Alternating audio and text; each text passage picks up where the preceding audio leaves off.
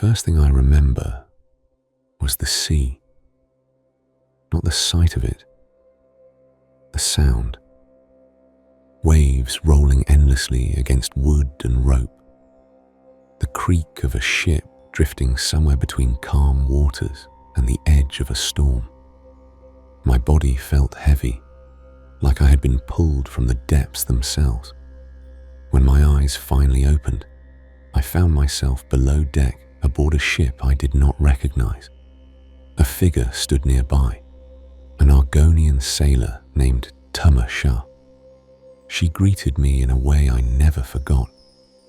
"The withered stalk flowers again," she said. Apparently they had pulled me from the ocean, floating, barely alive. Captain Colleen herself had dived into the water to drag me out. The ship was called the Spearhead, and I owed my life to the crew aboard her. Tamriel told me where I could find the captain, ashore in the port town of Port Hunding, recruiting sailors for a job. So I made my way to the docks. Port Hunding was alive with noise when I arrived. Sailors shouted across the docks, merchants argued over cargo, and the scent of salt and rum hung thick in the air. Near the pier, I found Captain Colleen, locked in an argument with a woman named Glenumbra. They were supposed to be sailing for Betnikh, an Orc island, but Colleen didn't have enough crew to make the journey. When she saw me walking toward her, dripping seawater and barely steady on my feet, she laughed. Their half-drowned passenger had survived after all. Colleen explained the situation quickly. She was planning a heist. The target was headman Bosek, the tyrant ruling Stros M'Kai. He had been raiding Breton ships and enriching himself while ignoring orders from the Redguard king. But Colleen didn't intend to fight him. She intended to expose him. If she could steal Bosek's sailing records, they would prove everything. Every stolen shipment, every illicit payment, every secret deal. The king himself would pay a fortune for those papers. But Colleen needed specialists. She gave me 3 names. Jakan, a master thief currently rotting in Bosek's prison. Neramo, an Altmas scholar obsessed with Dwemer ruins. And crafty Larissa, a pirate captain whose ship had recently been wrecked by the sea drakes. If I could recruit even one of them, Colleen promised me a share of the treasure. Considering she had pulled me from the sea only hours earlier, it seemed the least I could do. So I set out across the island. My first journey took me west, into the dry hills where the ancient Dwemer ruin of Betnikh stood half buried in sand. There I found Neramo, surrounded by broken machinery and scattered tools. He greeted me with excitement rather than suspicion. To Neramo, the Dwemer were the greatest mystery in Tamriel. Their machines, their cities, their knowledge, all vanished without explanation. Betnikh, he believed, still held secrets, but the entrance to the ruin was sealed. To open it, Neramo needed 2 focusing crystals to power a repaired Dwemer spider. So I searched the nearby ruins and hillsides, gathering the crystals he needed. When the spider finally came to life, it crawled forward obediently and unlocked the ancient doors. Inside the ruin, the air was thick with dust and the faint hum of forgotten machinery. Neramo asked me to restore power to the generators scattered through the complex. Using his control rod, I repaired the ancient mechanisms one by one. Eventually, the ruin stirred back to life. But Neramo had another request. Somewhere deeper in Betnikh were Dwemer schematics, mechanical drawings he had long sought. We tracked them through trap-filled corridors and broken halls until we finally found them, guarded by ancient automatons. When I returned the schematics to Neramo, He smiled like a man who had just discovered a new world. The knowledge was his, and in return, he agreed to help Captain Khaleen. One recruit down, 2 to go. My next destination lay beneath Bosek's palace, in a prison known as the Grave. The name suited it. Stone corridors twisted underground, lined with traps and cells filled with the island's worst criminals. At the deepest chamber, I found the man I was looking for. Jakarn. Even locked behind bars, he carried himself with the confidence of someone who believed the world existed purely for his amusement. He explained his situation with a grin. He had stolen a valuable gem. Unfortunately, it had once belonged to Headman Bosek, and nobody stole from Bosek without consequences. Jakarn agreed to join Khaleen's crew, but only if we could retrieve the gem he had hidden with a tribe of goblins nearby. So together, we escaped the prison and made our way to an abandoned mine crawling with goblins. Deep within the cavern, their leader guarded the gem. After a short but unpleasant fight, the creature fell, and the gem was ours again.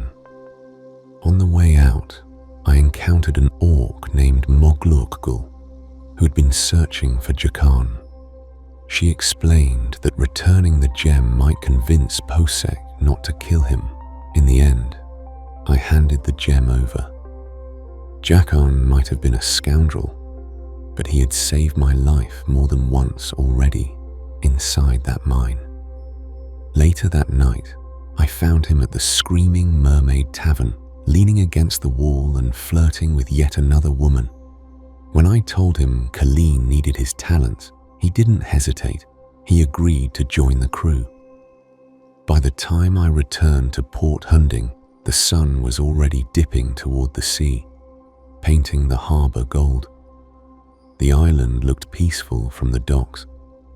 You would never guess that beneath its quiet streets sat prisons, goblin warrens, and Dwemer ruins filled with ancient machines.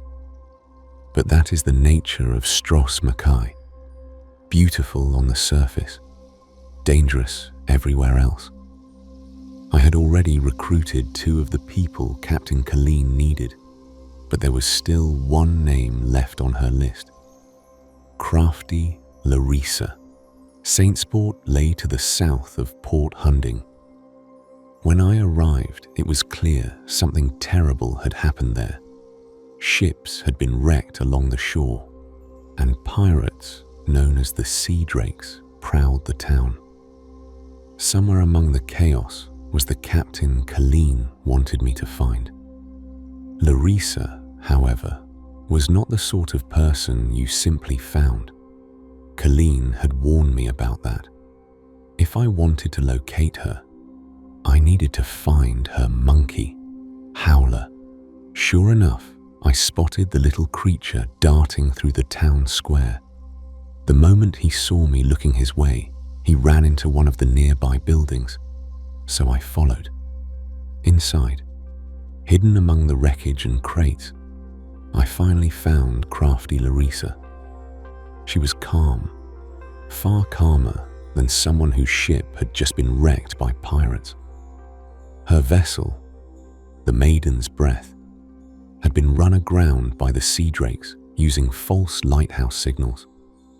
Most of her crew had been captured and scattered through Saintsport. If I wanted her help, I would have to free them. So I did. Some were locked away in buildings throughout the town.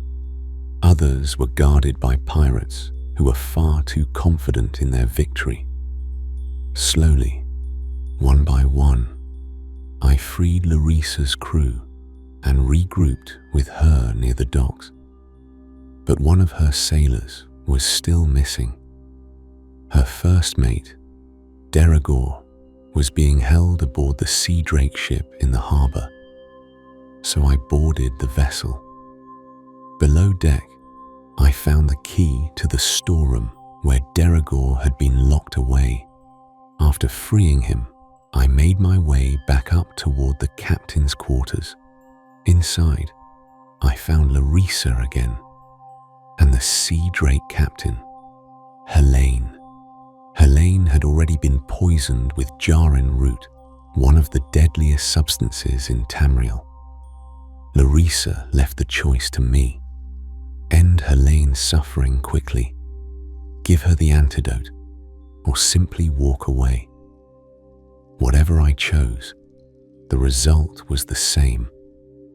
Helene would never threaten Saintsport again. When we met again below the lighthouse, Larissa thanked me, and when I told her about Captain Khaleen's plan, she agreed to join our crew. With our recruits gathered, Khaleen's plan could finally begin. Her hideout had been set up near the docks in Port Hunding. When I arrived, her crew was already there. Jakan lounged against a wall, flipping a coin. Naramo stood nearby studying the Dwemer schematics we had recovered, and crafty Larissa leaned over the table where Khaleen had spread out her plans. Khaleen looked pleased when I walked in. The crew was ready. Now came the real work. The target was still the same. Headman Bosek's sailing logs. Those records were the proof Khaleen needed. Evidence that Bosek had continued raiding Breton ships despite the orders of King Faharajat. If we could steal those documents and deliver them to the king's envoy waiting at the docks, Bosek would be exposed, and Khaleen's crew would be paid handsomely. The plan was clever. Instead of forcing our way into Bosek's palace, I would enter as a servant. With a disguise and a small pouch of powder Khaleen had prepared, I could approach Bosek himself. All I needed to do was slip the powder into his drink. It would put him to sleep long enough for me to steal the key to the lockbox where the sailing logs were stored. Simple. At least, simple on paper. Before leaving, I spoke with the crew to see how they could help. Each had their own suggestion. Naramo offered a strange Dwemer device that could incapacitate the guard protecting the lockbox. Jakan volunteered to steal the key himself, and Larissa offered to arrange the servant's clothing that would let me walk through the palace unnoticed. In the end, I stepped across the bridge to Bosek's palace wearing a servant's robe, and hoped no one would look too closely. I found another servant named Julia, who told me where Bosek had gone. Out back, drinking, carousing. Exactly the sort of place a tyrant would be. When I stepped onto the patio, I saw him lying on cushions, surrounded by women and wine. He barely looked at me, just shouted for another drink, so I poured the powder Khaleen had given me into his cup. Bosek took one long swallow, then another, and moments later, the ruler of Stros M'Kai collapsed into a deep sleep. I took the key from around his neck and returned to the palace interior. Upstairs, the lockbox waited. So did the guard watching it. A large, dim-witted man named Helthar. He refused to leave his post. But sometimes brute strength isn't the answer. From the balcony above, I heard the sound of a flute playing. The musician below, Doradir, told me something interesting about Helthar. The guard was terrified of fire, so I lit the brazier behind Bosek's throne. Within seconds, Helthar panicked. He shouted about smoke, and ran out of the palace entirely, which left the lockbox unguarded. Inside were the sailing logs Colleen wanted, proof of everything Bosek had done. I took them and left the palace the same way I had entered, quietly. Captain Colleen was waiting for me at the docks beside the spearhead. When I handed her the papers, she passed them to the king's envoy waiting nearby. The evidence was undeniable. Bosek's corruption would soon be known, but Colleen wasn't interested in watching the fallout. She had somewhere else to be. Betnikh, an Orc island that had not yet joined the Daggerfall Covenant. If Colleen could convince them to join the alliance, it would strengthen the Covenant's position in the war. Before we left, she encouraged me to walk the deck and speak with the crew. So I did. I met sailors, mercenaries, scholars, even a cat wandering the lower deck. By the time I returned to the wheel, the crew was ready. Colleen looked out toward the open sea. Then she gave the order, and the spearhead sailed for Betnikh. The voyage to Betnikh was calm. For the first time since I had washed ashore on Stros M'Kai, there was nothing to fight, nothing to chase, and no ruins to explore. Just the steady rhythm of the sea and the creaking timbers of the spearhead beneath my feet. Captain Colleen seemed relieved to be heading home. Betnikh was her homeland, an Orc island known for its warriors and the great fortress of Stonetooth. But when we arrived, it quickly became clear that something was wrong. The docks below Stonetooth Fortress were quiet, but inside the walls the Orcs were restless. A cult known as the Bloodthorn had recently attacked the fortress. They had failed to take it, but the attack was only the beginning.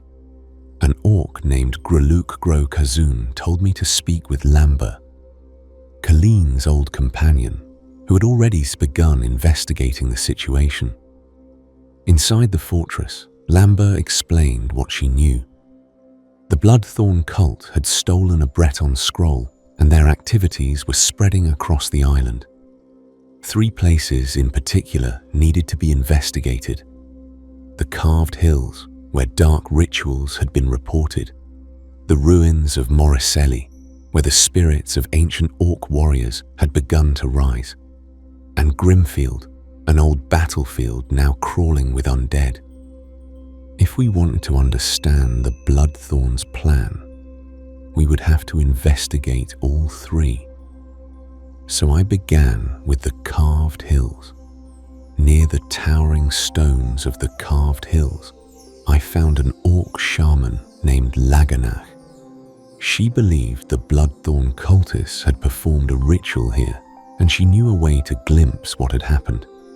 Using a strange totem set beside a bridge, I was able to peer briefly into the past. The vision revealed cultists speaking of a powerful scroll they intended to use at an ancient Ayleid site. Following the trail left by that vision, I eventually discovered the entrance to a hidden cave, the Bloodthorn Lair. Inside, the cultists had been experimenting with powerful magic. I watched another vision unfold before my eyes. Their leader, Vardan, had successfully completed a ritual using the stolen scroll. Whatever the Bloodthorn were planning, it was already underway. I returned to Laganach and told her what I had seen. The ritual had succeeded, and the cult's plans were only growing darker. Next, I traveled north toward the ruins of Moriselli. Before I even reached the ancient Ayleid structures, I began to see them. Ghosts, the spirits of Orc warriors wandering the fields as though trapped between life and death.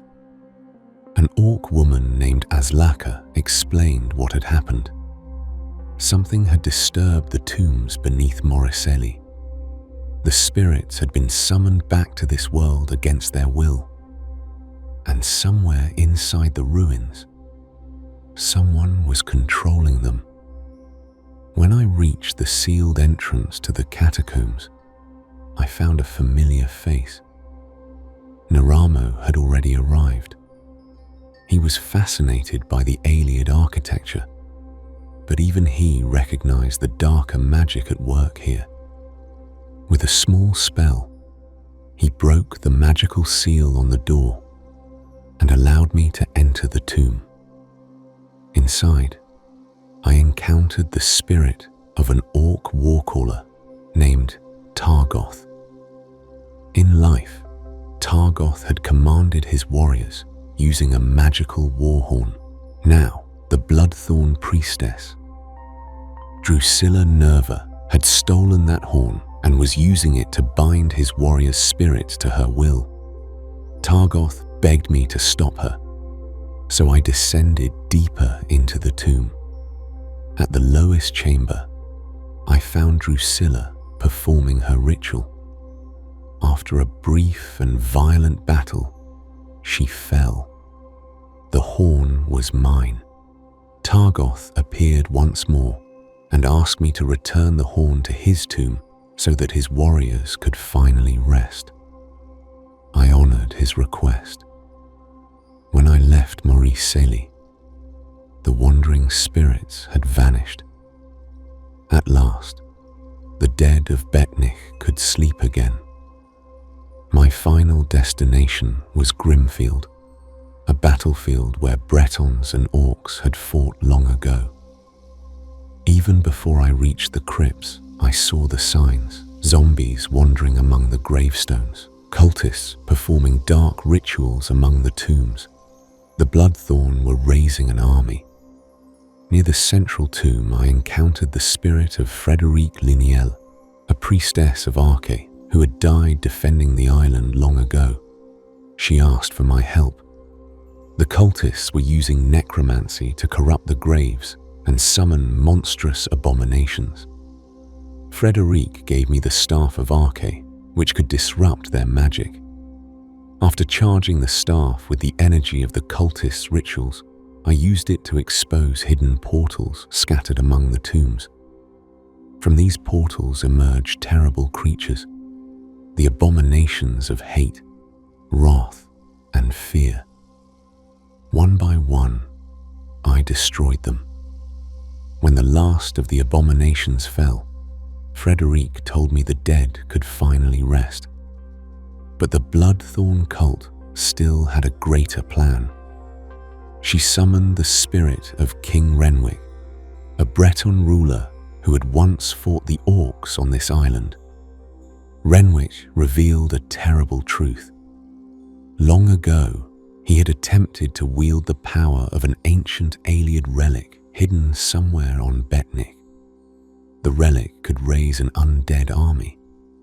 He had refused to use it, but the Bloodthorn cultists would not. Somewhere on the island, they were searching for that relic, and if they found it, Betnikh would fall.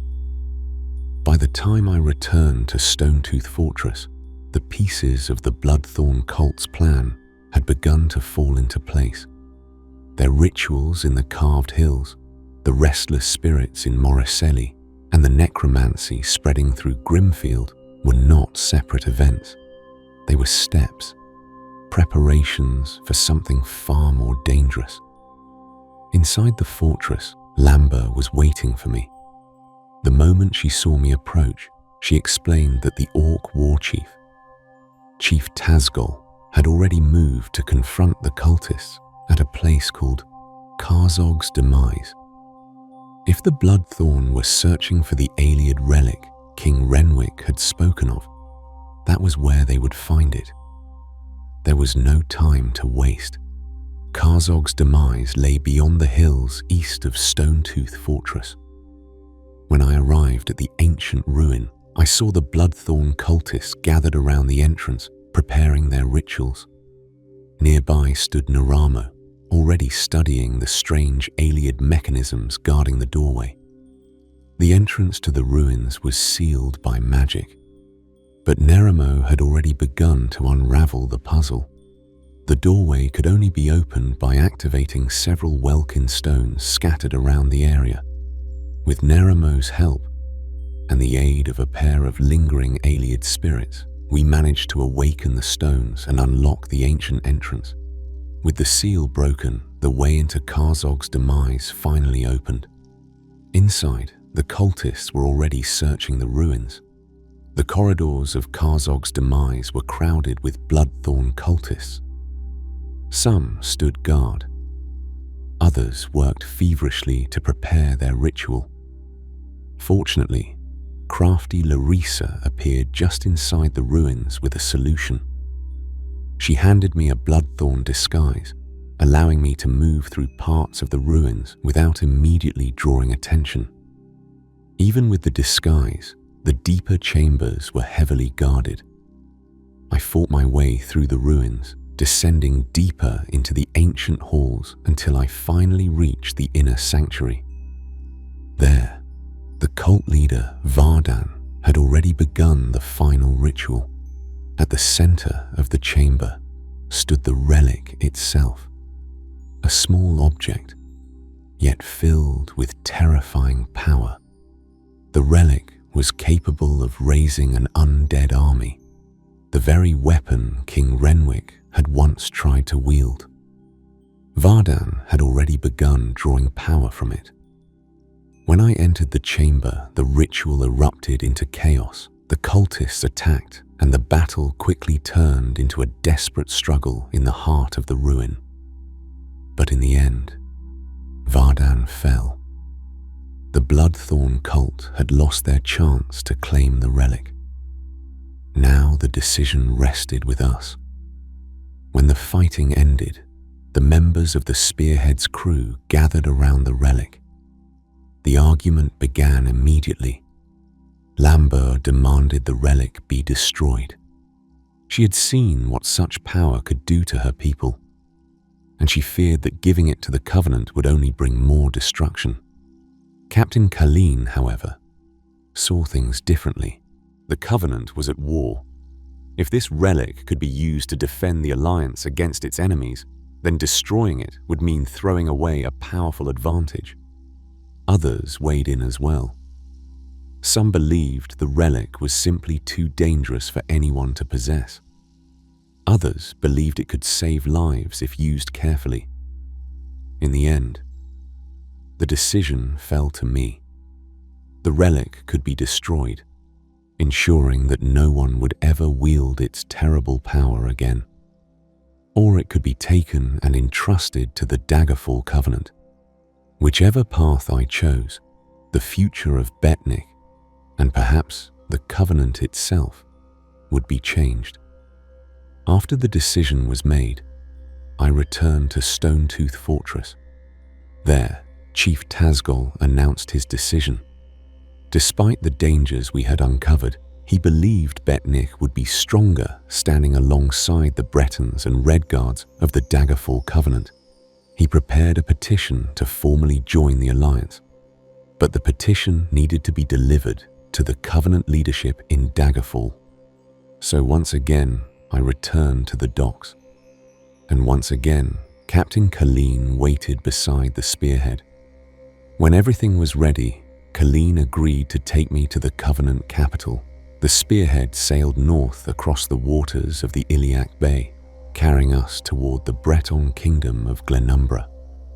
Before long, the tall walls and towers of Daggerfall rose into view above the harbour. It was a city far larger than Port Hunding or Stonetooth Fortress, and it was here that the war shaping all of Tamriel would truly begin. After climbing the long stairways leading from the harbour to the castle above, I delivered Chief Tazgol's petition to Sir Lanny Sheldon, a knight in service to the Covenant. With Betnikh's petition delivered, the island officially joined the Alliance. But even as that victory was secured, new trouble was already stirring within the streets of Daggerfall itself, and my next adventure would begin in the shadow of the Breton king's own castle. The city of Daggerfall was unlike any place I had seen before. Its walls rose high above the harbour, its towers overlooking the Iliac Bay like watchful sentinels. Merchants crowded the markets, sailors shouted along the docks, and knights of the Covenant patrolled the streets. Somewhere within those walls ruled King Casimir, a Breton noble allied with High King Emeric and the growing Daggerfall Covenant. But it did not take long for me to discover that the city was already in danger. The trouble began in an unexpected way. As I moved through the city streets, a small dog began following me. The little creature, later I learned his name was Giblets, barked and tugged at my attention, as if trying to lead me somewhere. Eventually, curiosity won. I followed the dog through the city until we reached the river that ran beneath the city walls. There, lying half submerged in the water, was the body of a Breton man. The corpse had been stabbed multiple times, and a scrap of parchment lay nearby. Before I could read it fully, a Bloodthorn assassin appeared from the shadows and attacked. When the assassin fell, I examined the note more carefully. It contained strange phrases and symbols, messages clearly meant for someone else, messages that hinted at something darker unfolding within the city. To understand the message, I sought help in the city marketplace. 3 merchants recognized pieces of the coded phrases. A grocer explained that the phrase, 3 blood oranges, was used by the king's intelligence network. A florist identified the meaning of black roses with thorns, a symbol tied to dark nature magic. And a tailor recognized the symbol of a crescent moon cloak, belonging to House Casimir, the ruling family of the city. When the pieces were put together, the message became clear. Someone connected to dark magic, someone tied to the Bloodthorn cult, was planning to assassinate King Casimir. The merchants told me to bring the information to Captain Arasin, a guard captain stationed near the castle. So I did. Captain Arasin listened carefully as I explained what I had discovered. He admitted that he didn't fully trust me, but with the threat against the king, he couldn't afford to ignore the warning. He sent me to the Rosy Lion Inn, where one of his informants waited. Inside the inn, I met Glenumbra, an Orc agent who worked quietly in service of the Covenant. Grenna believed one of the Bloodthorn cultists was hiding upstairs. When I confronted the man, a cultist attacked from the shadows. After the fight, the surviving man confessed what he knew. The assassination plot had been arranged by a Breton named Martin Lerineau, who lived in a manor beside the inn. If we wanted proof of the conspiracy, it would be inside that house. The manor stood quietly beside the inn, its windows dark. Inside, the rooms were mostly empty, but upstairs, I found Martin Lerineau waiting. He fought desperately, but the battle did not last long. Among his belongings, I discovered a note confirming the assassination plot. The Bloodthorn assassins were hiding inside cargo crates aboard ships in the harbour, and when the moment came, they would strike. I took the evidence back to Captain Arasin immediately. The harbour of Daggerfall was filled with ships unloading cargo from across the Iliac Bay. Somewhere among them were the assassins. With the permission of the harbour master, I began searching the suspicious crates scattered across the docks and aboard 2 ships anchored nearby. Inside the crates, I found exactly what we feared. Bloodthorn assassins hiding and waiting for their signal. One by one, I eliminated them. But before dying, one of them revealed the final piece of the plot. Their leader, Veric, was already on his way to the castle. The assassination had begun. I ran through the streets toward Daggerfall Castle, climbing the long stairways leading to the throne hall. But I was already too late. As I entered the hall, Bloodthorn assassins appeared from every direction. The king's guards fought desperately to protect him, while the assassins poured into the chamber. Killing them all would accomplish nothing. Their leader was the real threat. King Casimir retreated through the castle corridors, and I followed as the assassins pursued him. At the top of the castle stairs, I finally confronted Veric. The battle was fierce, but when Veric fell, the remaining assassins scattered. The king was safe. After the fight, King Casimir thanked me for helping stop the assassination. The Bloodthorn cult had nearly succeeded in striking at the heart of the Covenant, but their plot had failed. Still, the cult remained active across Glenumbra, and beyond the city walls, darker forces were already beginning to stir. My next journey would take me beyond the safety of Daggerfall to a place where the very forest itself had begun to turn against the people, a place known as Delane's Mill, and there I would meet the mysterious women known as the Wyrd Sisters. After the chaos within Daggerfall, I was ready to leave the crowded streets behind. Captain Aracine's warning still lingered in my mind. The Bloodthorn cult had already tried to assassinate a king. If they were active within the capital itself, there was no telling how far their influence had spread across Glenumbra.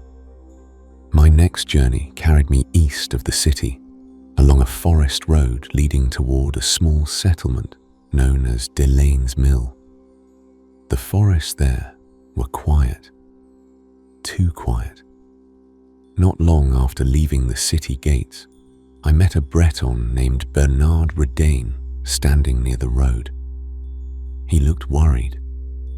He explained that the nearby mill had been attacked by strange creatures, monsters emerging from the forest and overwhelming the workers there. Something was wrong with the land itself. When I reached the mill, I quickly discovered the source of the problem.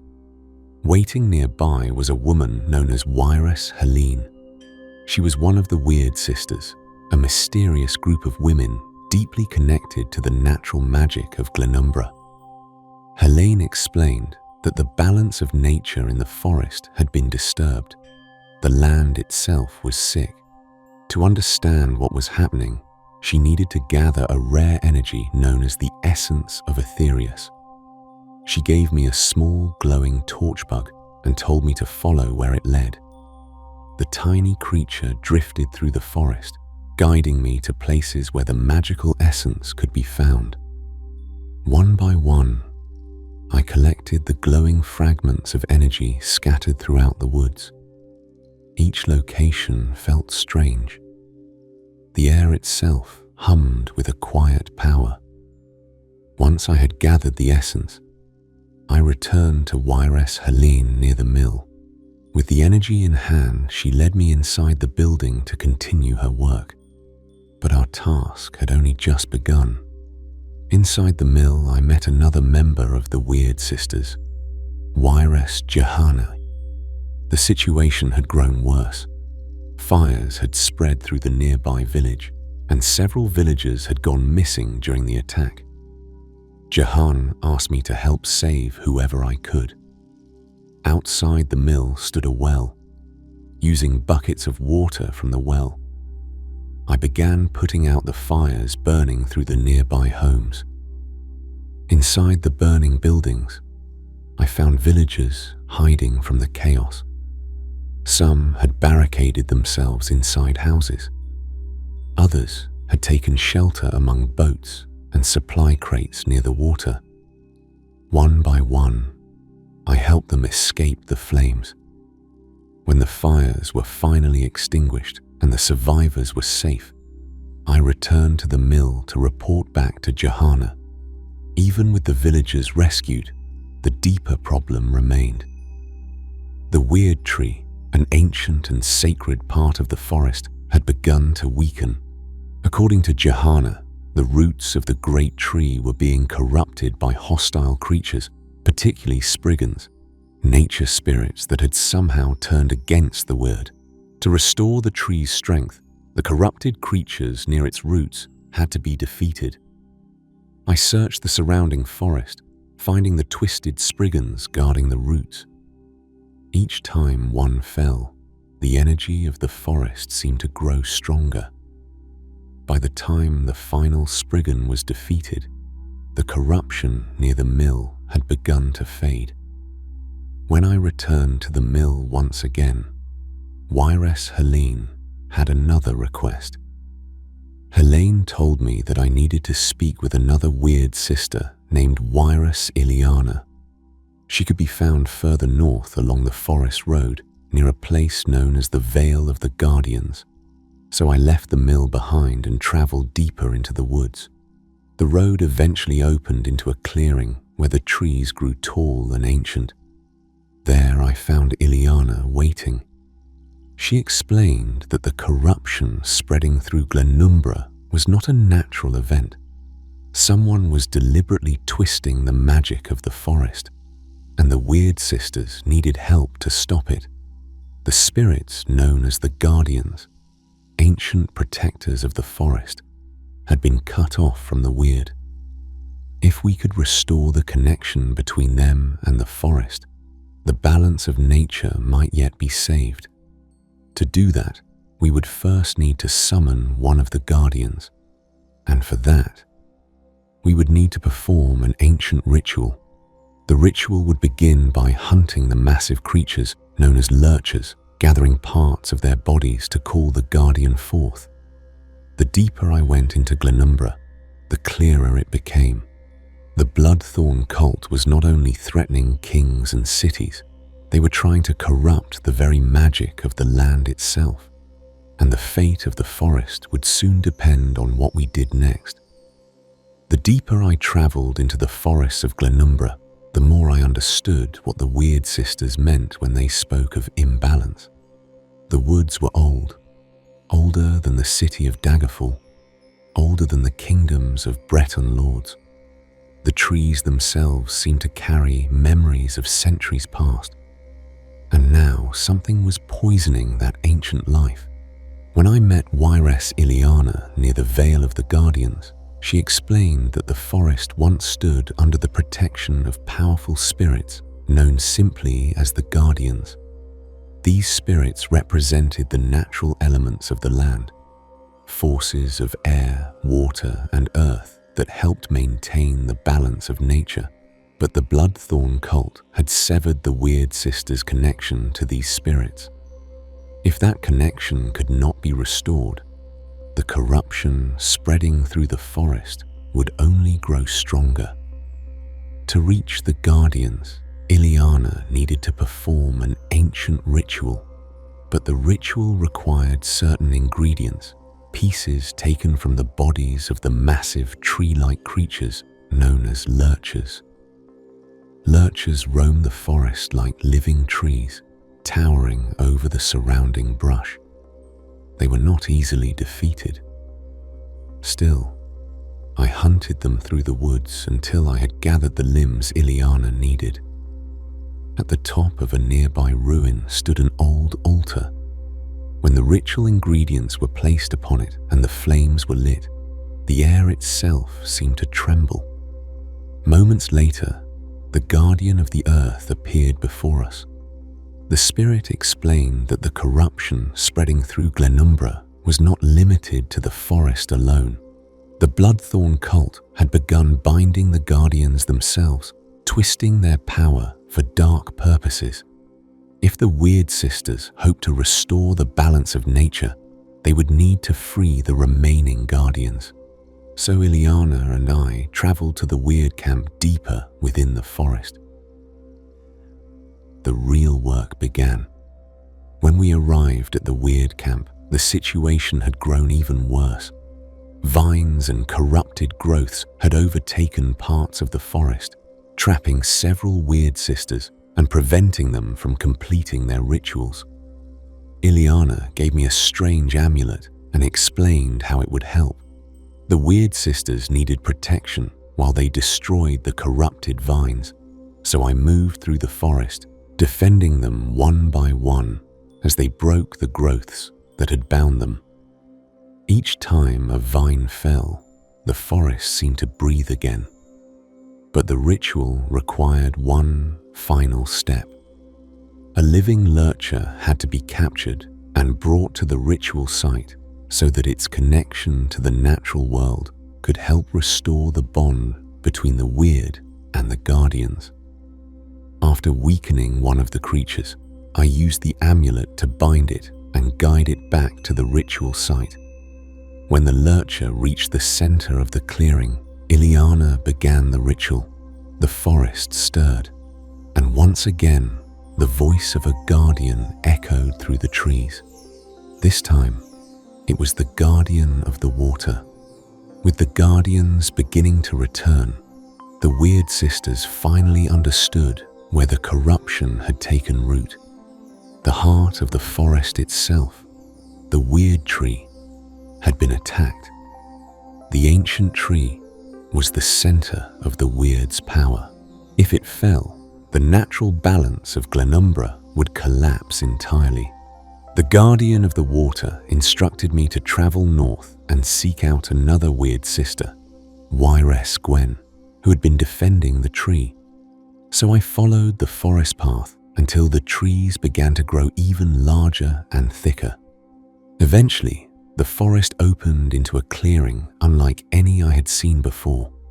Before me stood the Wyrd tree. Its trunk was massive, its branches stretching high above the surrounding forest like the arms of an ancient giant. But even from a distance, I could see something was wrong.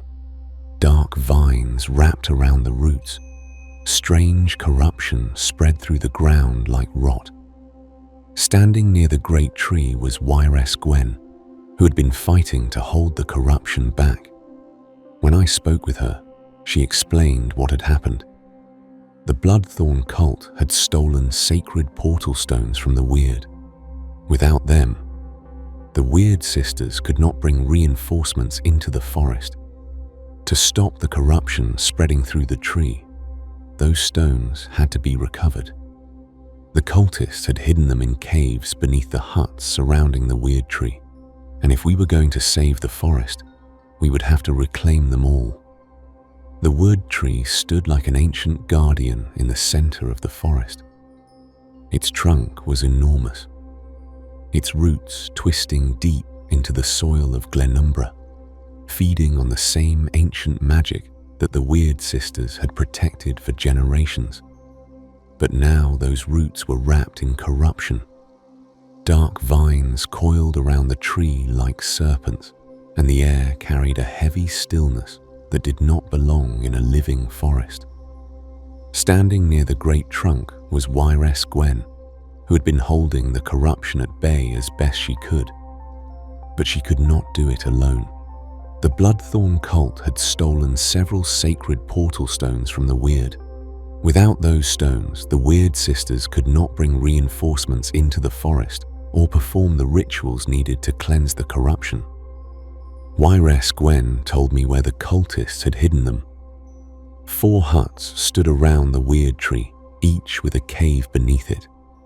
Inside those caves, the Bloodthorn cultists had taken the portal stones and were using them to spread their magic through the forest. So I descended into each cave in turn. Inside, the cultists had established small ritual sites guarded by their followers and twisted creatures drawn to their dark magic. One by one, I fought through the caves and reclaimed the portal stones. Each time a stone was activated, a portal opened. Through those portals, Wyrd Sisters began stepping into the forest once again, ready to help cleanse the spreading corruption. When the final stone was restored, I returned to Wyrd beside the Wyrd tree. But reclaiming the stones had only been the first step. The Bloodthorn cult had done more than simply poison the forest. They had summoned powerful manifestations of corruption tied to the elements themselves. 3 powerful spirits now stalked the forest around the Wyrd tree. The corruption of air, the corruption of water, and the corruption of earth. Each one had to be destroyed before the Wyrd tree itself could be saved. With the help of the Guardians, I set out into the forest once more. The first corruption lay to the east. A twisted spirit of air circled above the forest floor, its power lashing out in violent bursts of wind and lightning. But the Guardian of Air stood with me. Whenever the spirit's power surged, the Guardian shielded me long enough to survive the attack. Together, we brought the creature down. Next came the corruption of water, hidden deeper within the forest. The Guardian of Water guided me through the fight, protecting me when the corrupted spirit unleashed waves of destructive magic. When that spirit fell, the forest seemed to breathe a little easier. Finally, I faced the corruption of earth. This creature was the most powerful of the 3. Massive roots and stone erupted from the ground around it as it fought to protect the corruption infecting the forest. But the Guardian of Earth stood beside me, and with its help, the final corruption fell. With the elemental spirits destroyed, the path to the Wyrd tree itself was finally open. Wyrd told me the final corruption had taken root inside the Wyrd tree itself. To destroy it, I would have to enter the tree's heart. A great door opened within the massive trunk, leading into a chamber filled with ancient magic. Inside, the corruption revealed its true form, the corruption of the tree. The creature lashed out with immense power, pulling me toward it and striking with blasts of twisted energy. But the Guardians had not abandoned the forest. During the battle, the Guardians of Air, Water, and Earth each called out to me, offering their protection when the creature unleashed its most devastating attacks. Slowly, the corruption weakened, and finally, it fell. With the final corruption destroyed, the magic within the Wyrd tree began to settle. The dark vines withered. The twisted energy faded from the forest floor. For the first time since I had entered the forest, the air felt calm again. When I stepped outside the tree, Wyrd was waiting. She thanked me for saving the Wyrd tree and restoring the balance of nature in Glenumbra. But even as the forest healed, she warned me that the Bloodthorn cult was still active in the region. The corruption of the Wyrd tree had been only one part of their larger plan, and beyond the forest, other dangers were beginning to stir. In the north of Glenumbra, something far more savage had begun to threaten the people of the Covenant. The next rumors spoke of werewolves roaming near the ruined city of Camlorn. And once again, I found myself drawn toward another mystery waiting to unfold. With the Wyrd tree restored and the forest beginning to heal, I left the Wyrd Sisters behind and continued deeper into Glenumbra. The road north wound through old Breton farmland and quiet woodland paths. At first, everything seemed peaceful again, but the stories I heard along the road told a different tale. Travelers spoke in hushed voices about attacks in the night, livestock torn apart, villagers disappearing, and strange howls echoing across the hills after sunset. The word everyone whispered was the same: werewolves. The attacks all seemed to center around the old Breton city of Camlorn, a place with a troubled past and a reputation for dark legends. So I made my way there. Camlorn stood near the northern coast of Glenumbra, or at least, what remained of it. Long ago, the city had been devastated by a terrible plague. Much of it had been abandoned, leaving behind crumbling buildings and empty streets. But now the city had become something far worse. When I arrived, the place was crawling with werewolves. The creatures moved through the ruins like hunters through a forest, their claws scraping against broken stone as they prowled through the empty streets. Yet something about them felt organized. This was not a random pack of beasts. Someone was controlling them. While exploring the ruins, I discovered signs that the werewolves were gathering around certain locations within Camlorn. One of those places led me into the city's underground tunnels. There, hidden beneath the streets, I uncovered something unexpected. The Bloodthorn cult had been working here as well.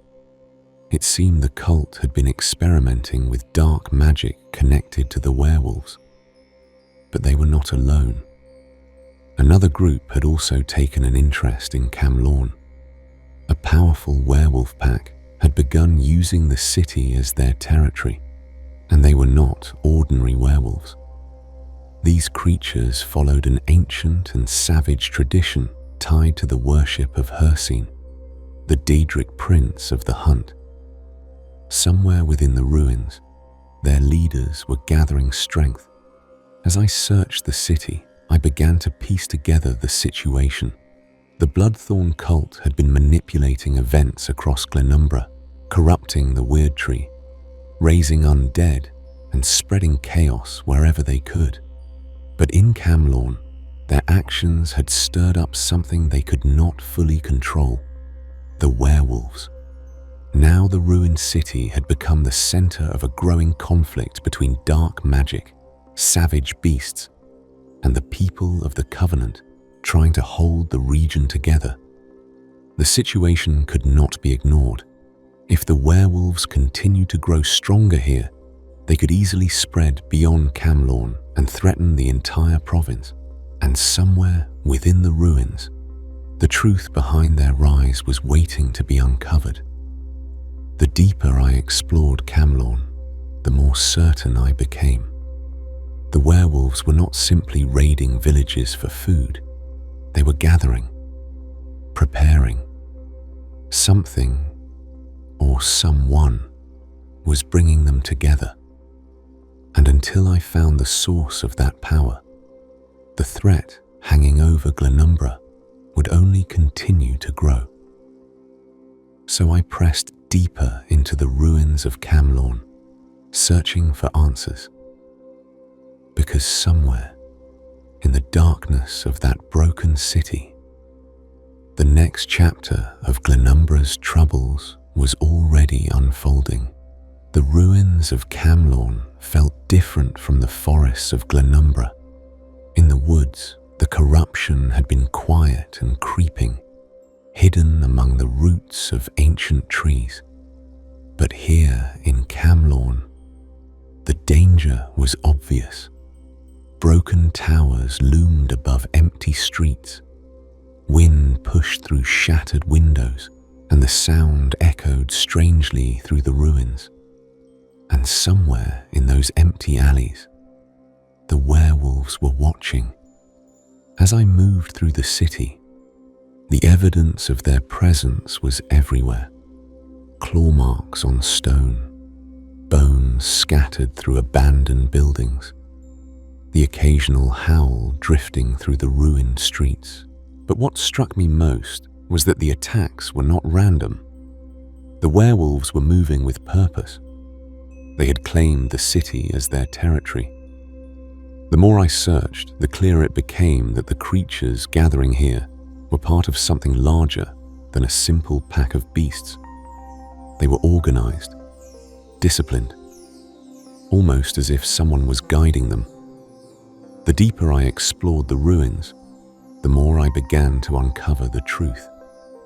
The werewolves in Camlorn were followers of Hircine, the Daedric prince of the hunt. For those who embraced the curse of lycanthropy, Hircine was both patron and master. To them, the transformation into a beast was not a curse. It was a blessing, and Camlorn had become their hunting ground. Within the ruins, I found traces of rituals dedicated to Hircine, signs that certain werewolves were working to strengthen their connection to the prince of the hunt.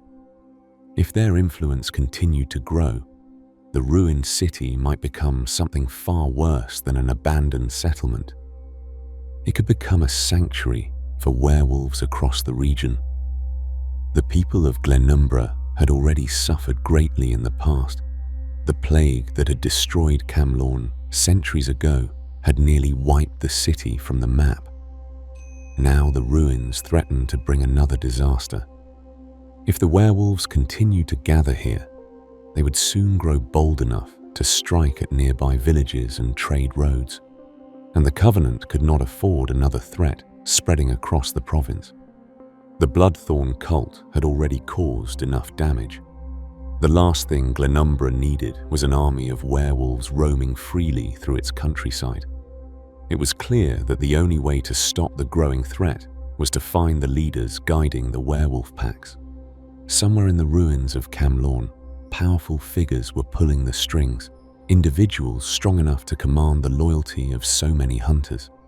Until those leaders were confronted, the packs would continue to grow. And so I pressed deeper into the shattered city, through broken courtyards, across crumbling bridges, into the dark halls of buildings that had not seen living residents in generations. Because somewhere within Camlorn's ruins, the leaders of the hunt were waiting, and until their power was broken, the howls echoing through the night would never truly fall silent. The deeper I walked into the ruins of Camlorn, the more the city began to feel like a living thing, not alive in the way a city full of people is alive, but alive in the way a predator's den is alive. Every empty street felt watched. Every shattered doorway felt like a hiding place for something waiting in the dark. The werewolves had truly claimed this place, but as I searched the city, I began to realize something important.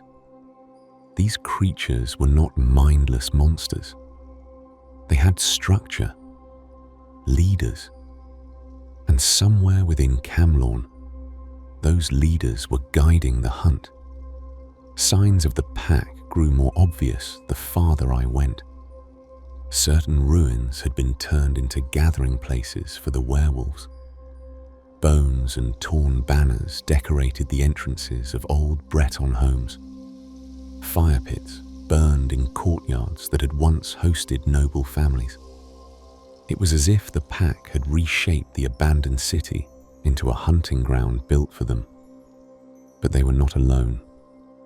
The deeper chambers beneath Camlorn showed evidence that other forces had been moving through the city as well.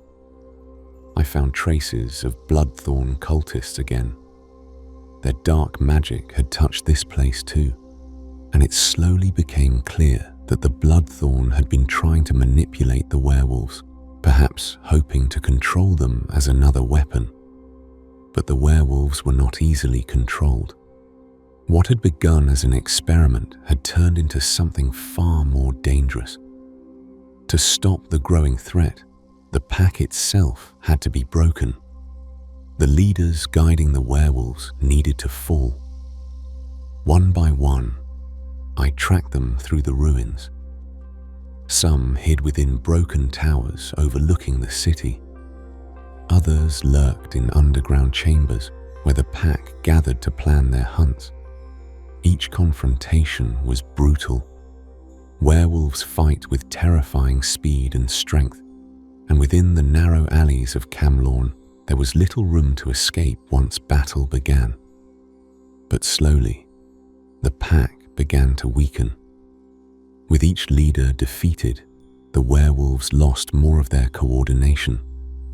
What had once felt like an organized hunt began to fracture into scattered groups of beasts. Eventually, the howls that had echoed through Camlorn's ruins began to fade. The werewolves that remained were no longer united. Some fled the city. Others returned to wandering the wilderness alone. The pack that had threatened to turn Camlorn into a permanent stronghold of Hircine's hunters had been broken. For the first time since I had arrived, the ruined city felt quiet again. Not peaceful. Camlorn would likely never truly be peaceful again. But the immediate danger had passed, with the threats in Glenumbra slowly being pushed back. The Bloodthorn cult weakened, the Wyrd tree restored, and the werewolf pack scattered. The Covenant's attention began to shift elsewhere. The war across Tamriel was growing larger with every passing day, and the next trouble brewing within Covenant lands lay to the east, in the region known as Stormhaven. There, the politics of Breton nobility, ancient Daedric magic, and hidden conspiracies were already beginning to collide. And before long, I would find myself walking directly into the middle of it. With the troubles of Glenumbra slowly settling behind me, I turned my attention east. The road from Daggerfall led through rolling Breton countryside, past farms, vineyards, and old stone watchtowers that had stood for generations. Compared to the haunted ruins of Camlorn and the corrupted forests of the Wyrd, the land ahead seemed calm. But peace in Tamriel rarely lasts long. Before long, I found myself entering the region known as Stormhaven. At the heart of Stormhaven stood the great coastal city of Wyrd, where Daggerfall had felt like a fortress overlooking the sea. Wyrd felt like a court of nobles and merchants. Ships filled its harbour. Grand manors lined its streets. And the politics of Breton nobility were woven into every conversation in the marketplaces. But beneath the wealth and elegance of the city, tension was growing. Stormhaven was home to powerful Breton houses, families whose influence stretched across the Iliac Bay. And not all of them were pleased with the growing strength of the Daggerfall Covenant. Rumors spread through the city of strange dreams, disappearing nobles, and whispers of forbidden magic. And once again, the trail seemed to lead back to the same enemy I had encountered before, the Bloodthorn cult. The Bloodthorn had already caused chaos in Glenumbra. They had corrupted forests, raised undead armies, and attempted to assassinate kings. But in Stormhaven, their plans seemed even more ambitious. Here, the cult had begun working with powerful magic tied to Vermina, the Daedric prince of dreams and nightmares. Through that magic, they sought something known as the Dream Shard. The shard was a powerful relic capable of twisting the dreams and minds of those who encountered it. If the cult gained control of such a power, they could manipulate entire cities without ever drawing a blade. And Stormhaven, with its powerful nobles and strategic ports, would be the perfect place to begin. As I began investigating the growing rumors, it quickly became clear that the Bloodthorn were not acting alone. Some of the Breton nobles themselves had become entangled in the cult schemes. Ambition has always been a dangerous thing in Breton courts, and the promise of power, especially power tied to ancient magic, can tempt even the most respected families. My search for answers led me through noble estates, hidden chambers beneath manors, and secret meetings where whispers of forbidden rituals filled the air. Each step revealed more of the cult's growing influence. Stormhaven was not simply facing a magical threat, it was facing a conspiracy woven directly into the ruling families of the region. At the center of it all was the Dream Shard itself. The relic had once belonged to a long-forgotten Daedric cult that served Vermina. Now the Bloodthorn were trying to recover it. If they succeeded, they could spread nightmares across Stormhaven, turning dreams into weapons against the Covenant. And so, my search began once again. Through Stormhaven's cities, ruins, and countryside. Somewhere in the region, the cult was preparing their next move.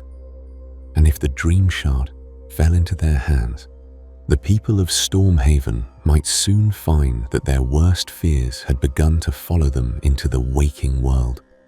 Stormhaven's beauty hid its dangers well. The countryside rolled with green hills and quiet farms, and the great city of Wayrest shone like a jewel along the coast. Ships sailed in and out of its harbour every hour, bringing merchants and travellers from across the Iliac Bay. But as I spent more time in the region, I began to notice the same pattern I had seen before. Whispers, uneasy conversations in taverns, people speaking of strange dreams that left them waking in fear. The deeper I looked, the clearer it became that these were not ordinary nightmares. Something was reaching into the minds of Stormhaven's people. The name that surfaced again and again was Vermina. Among the Daedric princes, Vermina ruled over dreams, nightmares, and the fragile boundary between sleep and waking life. Her power was subtle. Where other princes ruled with destruction or domination, Vermina preferred manipulation. Through dreams, she could influence the thoughts and fears of mortals without them ever realizing it.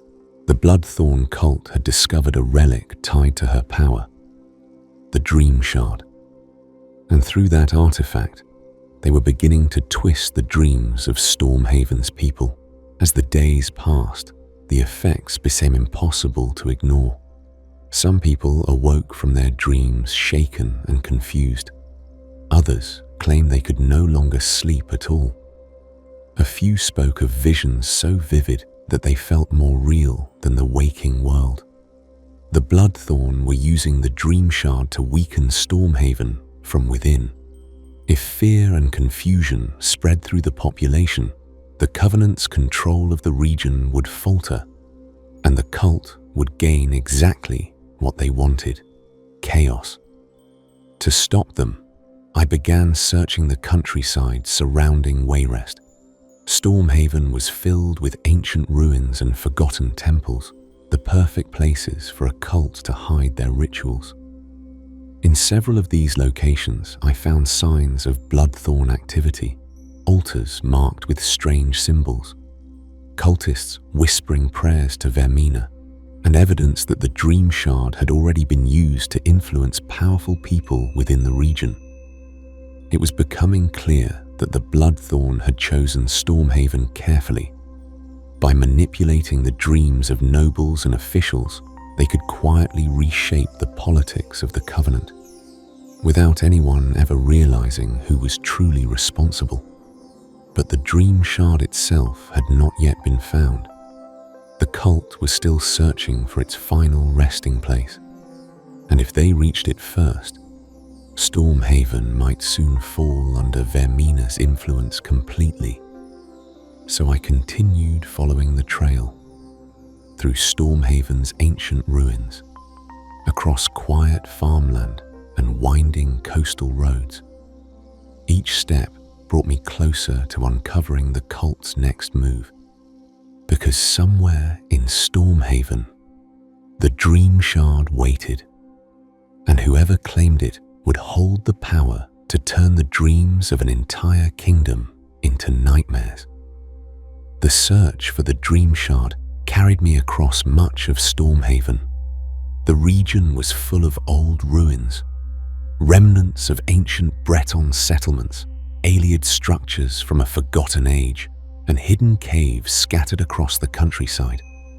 Places like these had always drawn cults and treasure hunters alike, and the Bloodthorn cult had clearly been searching them as well. Everywhere I went, I found traces of their presence.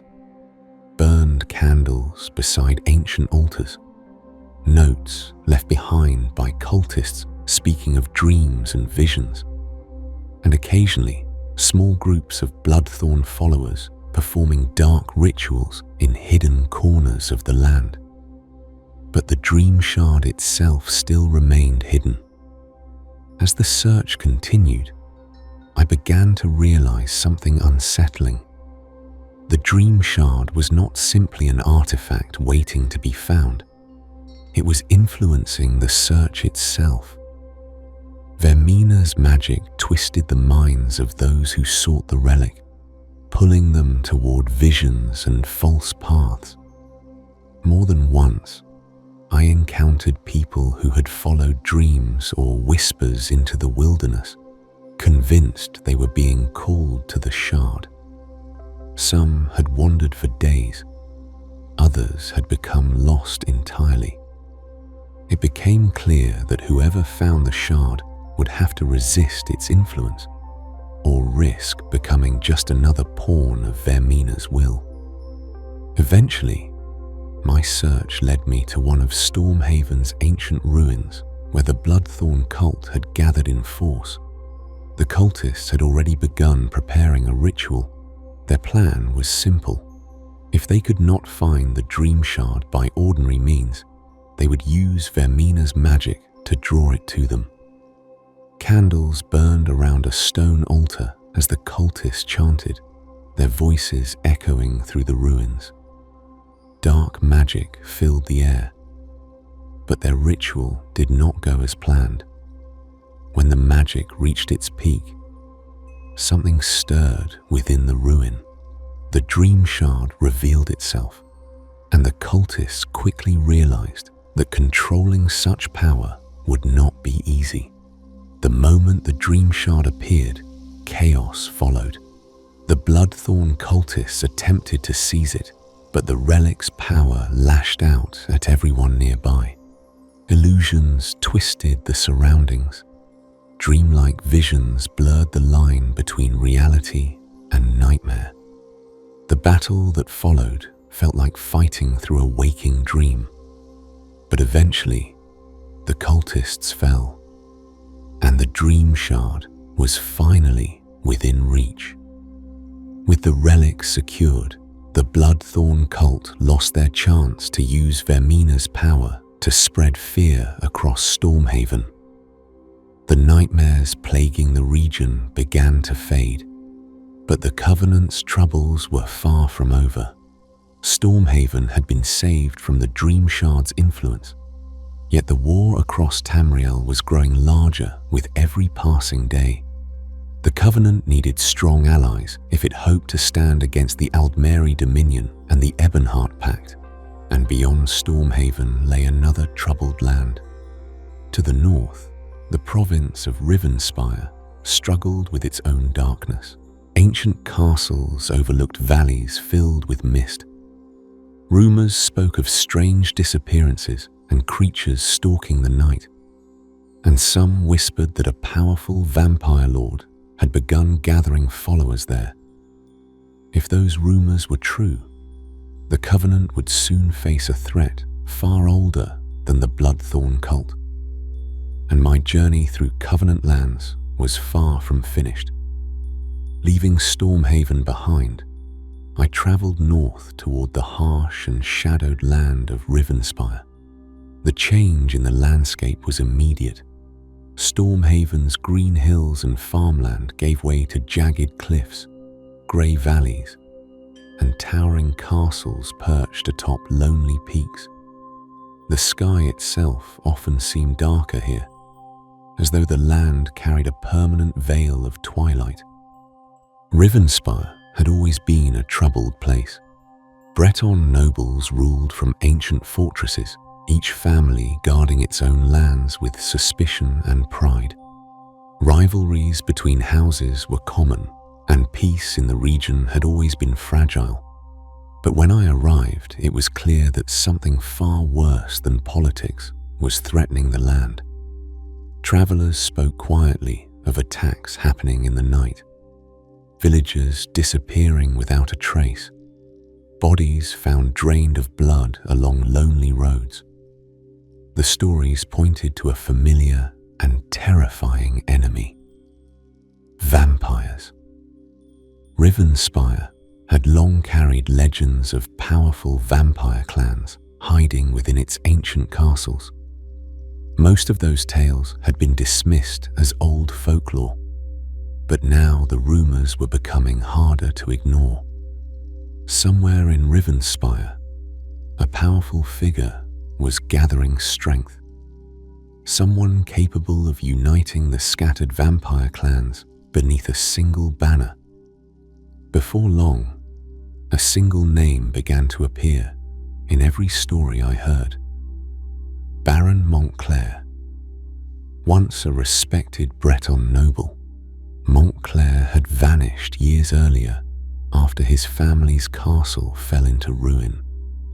Now whispers claimed he had returned, but he had not returned as the man he once was. Montclair had become a vampire lord, and according to the rumors spreading across Rivenspire, he was no longer content hiding in the shadows. He was building an army. If the rumors were true, the danger Montclair posed went far beyond Rivenspire. An organized army of vampires would be a powerful weapon in the growing war across Tamriel. Should Montclair decide to march against the Covenant's lands, the region could easily fall into chaos. The Breton nobles of Rivenspire had already begun preparing for the worst. Old alliances were being tested, castles strengthened their defenses, and messengers rode constantly between the region's fortresses carrying warnings of the growing threat. But fear alone would not stop a vampire lord. Someone needed to uncover the truth behind Montclair's plans, and if necessary, bring an end to them. My journey through Rivenspire had only just begun. The road ahead wound through dark forests and mist-covered valleys where ancient castles watched silently from distant hills. Somewhere among those fortresses, Baron Montclair was gathering his strength, and if the stories were even half true, Rivenspire was about to become the center of one of the most dangerous conflicts the Daggerfall Covenant had faced yet. The deeper I traveled into Rivenspire, the more the stories about Baron Montclair began to take shape.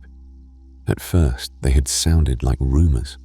Frightened whispers passed between travelers and villagers who feared what might be lurking in the night. But before long, the truth became impossible to ignore. Montclair had returned, and he was no longer simply a disgraced noble. He had become something far more dangerous. Rivenspire had always been ruled by powerful Breton families, each governing their own territories from ancient castles that dotted the region's cliffs and valleys. But the growing threat of Montclair's vampires had begun to fracture those already fragile alliances. Some nobles wanted to unite and confront the vampire lord before his power grew too great.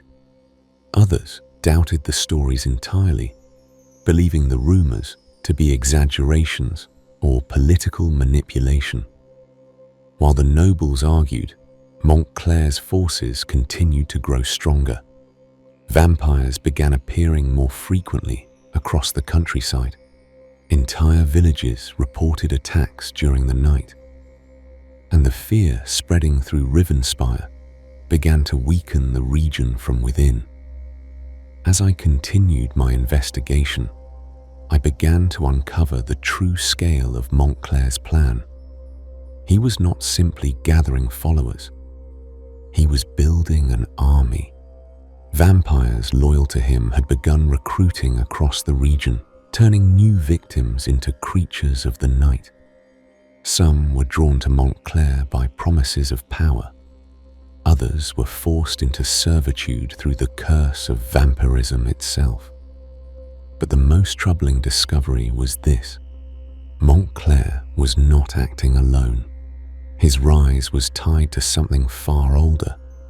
Ancient records and whispered stories spoke of a terrifying force from Tamriel's past, a group known as the Grey Host.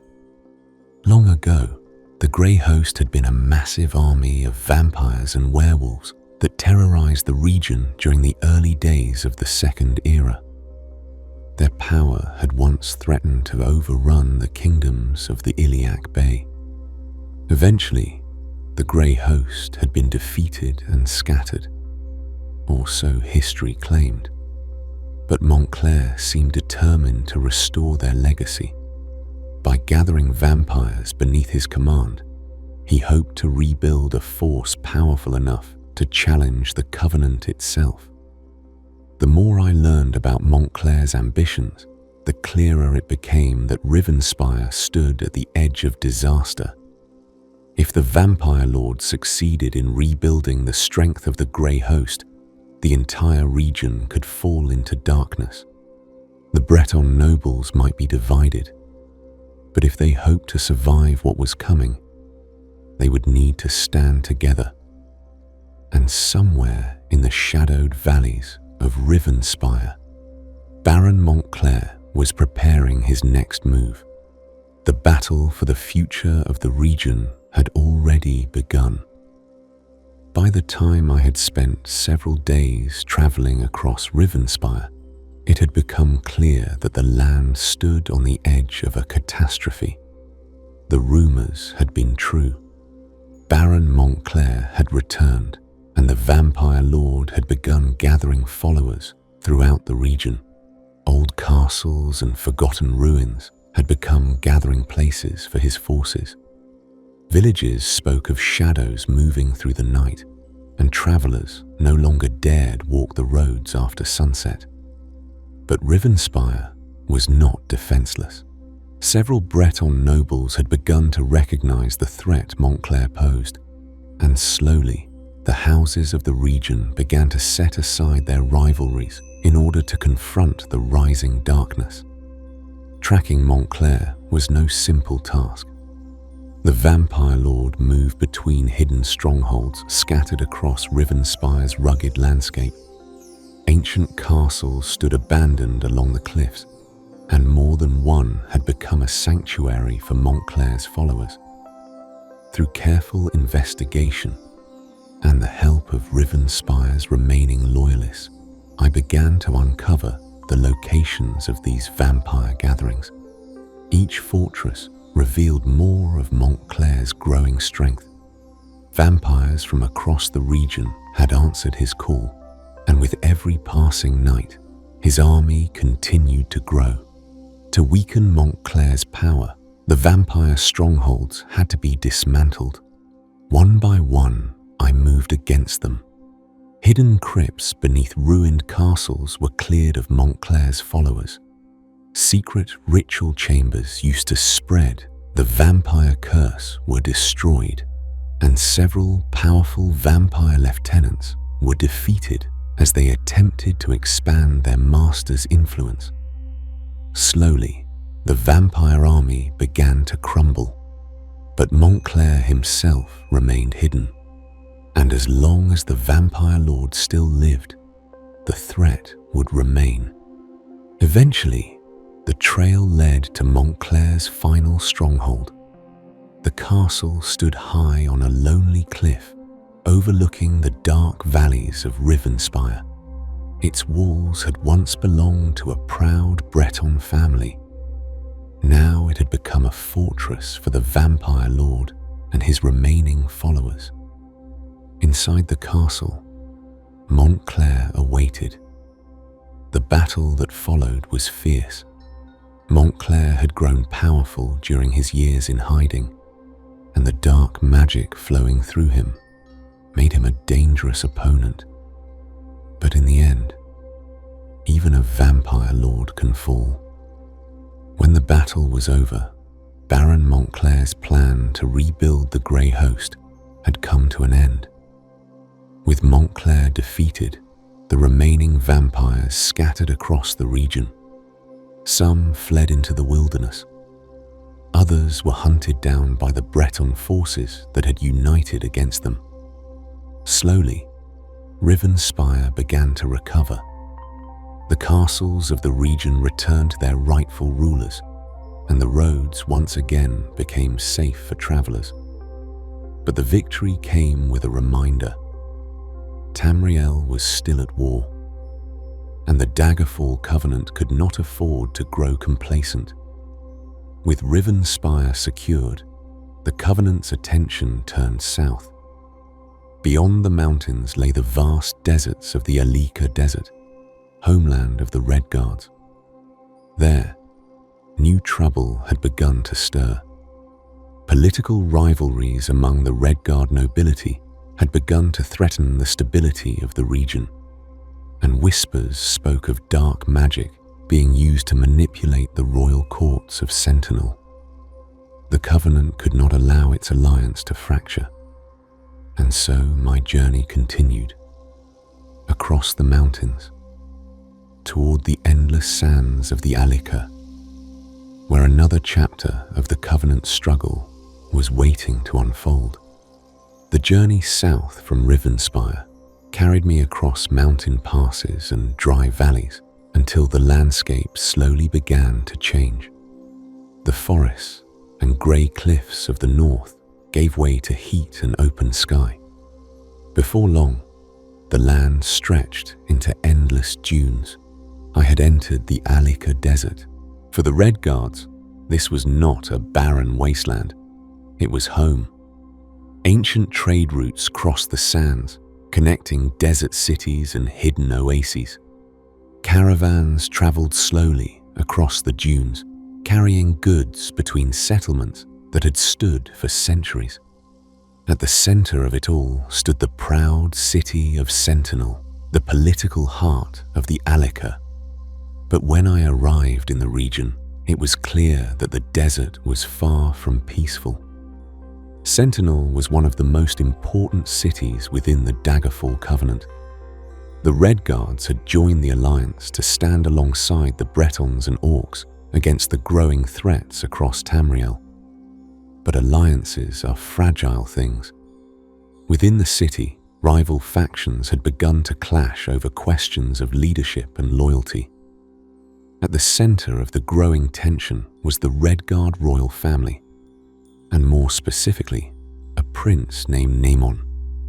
Prince Naemon was the brother of King Faharajad, the ruler of Sentinel and a key leader within the Covenant.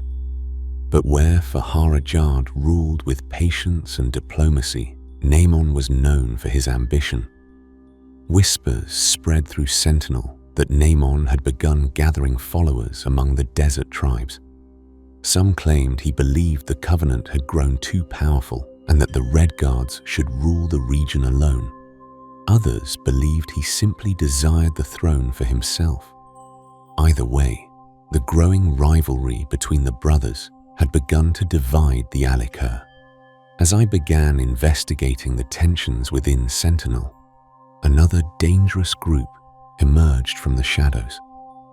A cult of necromancers known as the Withered Hand. The Withered Hand practiced forbidden magic, raising the dead to serve them as soldiers. In a desert filled with ancient tombs and buried ruins, such magic could be devastating. Soon it became clear that the Withered Hand had formed a dangerous alliance. They were supporting Prince Naemon. If Naemon succeeded in seizing power, the necromancers would gain influence within Sentinel itself, and an army of the dead could easily tip the balance of power across the Alika. To uncover the truth behind Naemon's plans, I traveled across the desert. The Alika was vast, filled with hidden ruins and forgotten tombs that had been buried beneath the sands for centuries. In several of these locations, I discovered the withered hand already at work. Necromancers performed dark rituals in the shadows of ancient temples. Skeletons and undead warriors wandered among the dunes. And everywhere I went, the influence of the cult seemed to grow stronger. The deeper I traveled into the desert, the clearer the situation became. Prince Naaman was preparing to challenge his brother's rule, and with the support of the withered hand, he might soon have the power to do it. If Sentinel fell into civil war, the consequences for the Daggerfall Covenant would be severe. The alliance depended on the unity of its three peoples, Bretons, Orcs, and Redguards. If the Redguards fractured into rival factions, the Covenant's strength would weaken dramatically, and the enemies waiting beyond its borders would not hesitate to take advantage of that weakness. Somewhere in the sands of the Alika, Prince Naaman and the Withered Hand were preparing their next move, and if they were not stopped soon, the desert itself might become the stage for a war within the Covenant. The desert of the Alika is a place that hides its secrets well. The shifting sands bury old roads, forgotten tombs, and the ruins of civilizations that vanished long ago. It is a land where travelers can disappear between one dune and the next, leaving little more than whispers behind them. And somewhere within those endless sands, Prince Naaman was preparing to challenge the rule of his brother, King Faharajad. But Naaman was not acting alone. Behind him stood the necromancers of the Withered Hand. The Withered Hand had spread quietly across the Alika.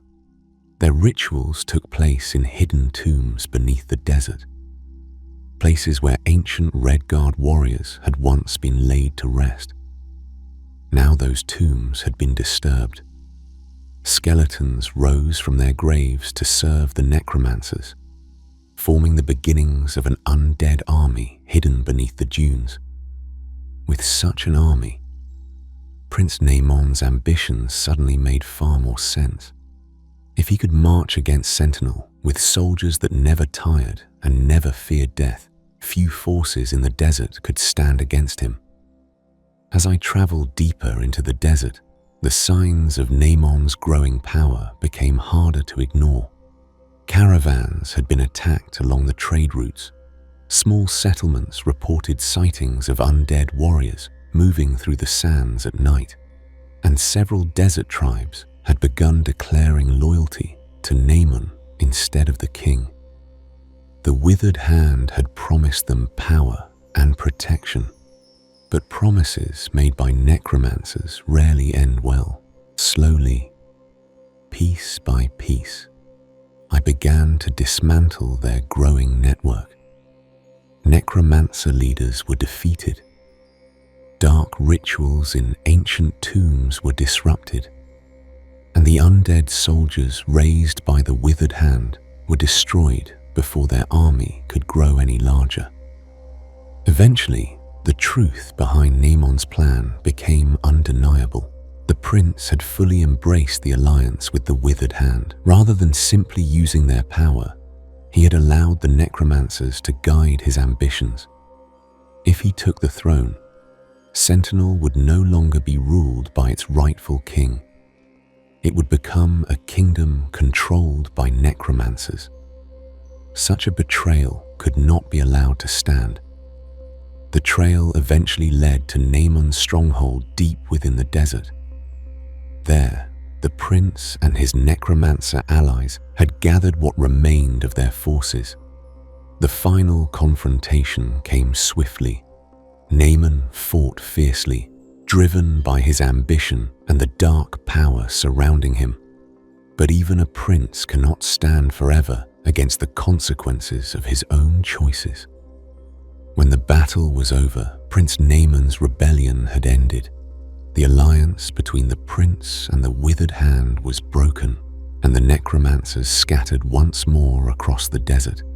With Naaman's rebellion ended, King Faharajad remained firmly in control of Sentinel. The Redguards of the Alik'r had narrowly avoided a devastating civil war. The Daggerfall Covenant had survived another internal threat, but the Alliance's troubles were far from finished. To the north lay the region known as Bangkorai. There, the Covenant's border stood against enemies pressing in from multiple directions. Imperial forces still clung to strongholds in the mountains, and beyond the passes, the fierce Reachman tribes had begun gathering their warriors. Bangkorai was more than another province. It was the Covenant's northern shield, and if that shield broke, the war across Tamriel could change forever.